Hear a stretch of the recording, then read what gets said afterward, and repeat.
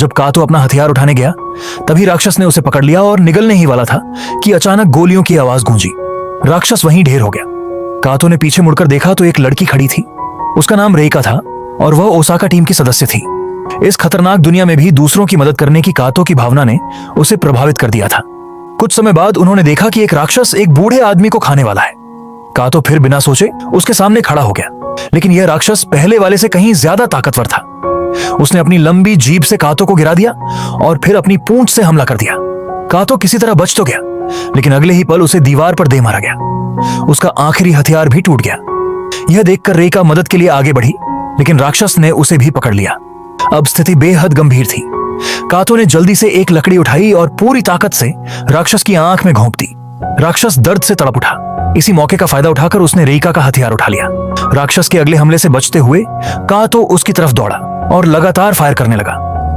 हथियार से निकले विशेष तार राक्षस के पूरे शरीर पर लिपट गए। फिर जैसे ही उसने दोबारा ट्रिगर दबाया, वे तार लाल रंग में चमकने लगे।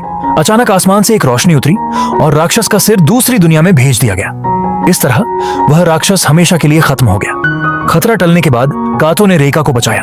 उसकी बहादुरी देखकर रेका अब उससे काफी प्रभावित हो चुकी थी। बातों बातों में उसने ओसाका टीम के बारे में बताया। पहले वाला गंजा योद्धा जॉर्ज था, जिसने 3 बार 100 अंक हासिल किए थे। उसकी तलवार किसी भी चीज को आसानी से काट सकती थी। उससे भी ताकतवर था उपकप्तान नोबुओ, जिसने 4 बार 100 अंक हासिल किए थे और वह बेहद खतरनाक हथियारों का इस्तेमाल करता था। लेकिन इन दोनों से भी ऊपर था टीम का कप्तान हाम्बी। उसने 7 बार 100 अंक प्राप्त किए थे। उसका ठिकाना किसी को नहीं पता था, लेकिन हर बार अंतिम दुश्मन के सामने वह जरूर प्रकट होता था। कातो अभी यह सब सुनकर हैरान ही था कि तभी दूर से एक भयंकर विस्फोट की आवाज आई। अचानक पानी से एक विशाल दानव बाहर निकला। वह एक विशाल बैल जैसे राक्षस की तरह दिखता था। साधारण खिलाड़ी उसके सामने टिक ही नहीं सकते थे। उसी समय एक अदृश्य विशाल रोबोट वहां पहुंचा। उसका आकार भी लगभग उसी राक्षस जितना था।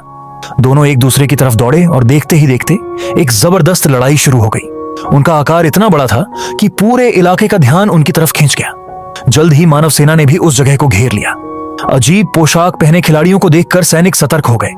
दोनों पक्षों के बीच तनाव बढ़ ही रहा था कि तभी आसमान से एक रहस्यमय व्यक्ति नीचे उतरा।